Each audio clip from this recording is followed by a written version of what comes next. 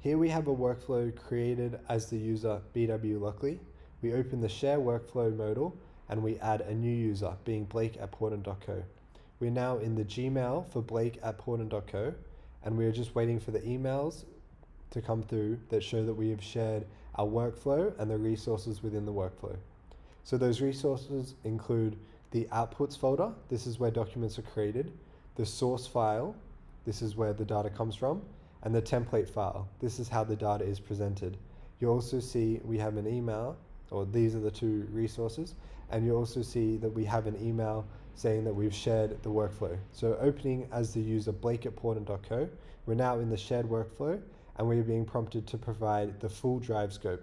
Without the drive scope, you can see that that Portant is unable to access the file itself. In the permissions page, you can see that we have not authorized the full drive scope yet. Returning to the workflow, we're once again prompted with that same modal that will ask us for the full drive scope. You can see here that we have the project's client ID in the URL,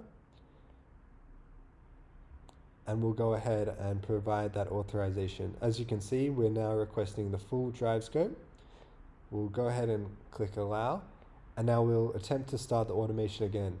You can see this time we are able to actually start the automation.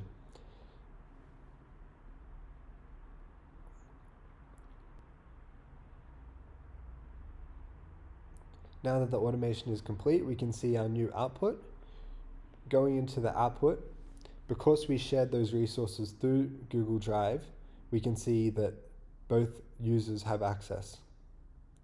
Returning to the workflow and looking in the share settings again, we can see that BW Lockley is actually the owner, but Blake at Portant.co was able to run the automation because they're using the full drive scope.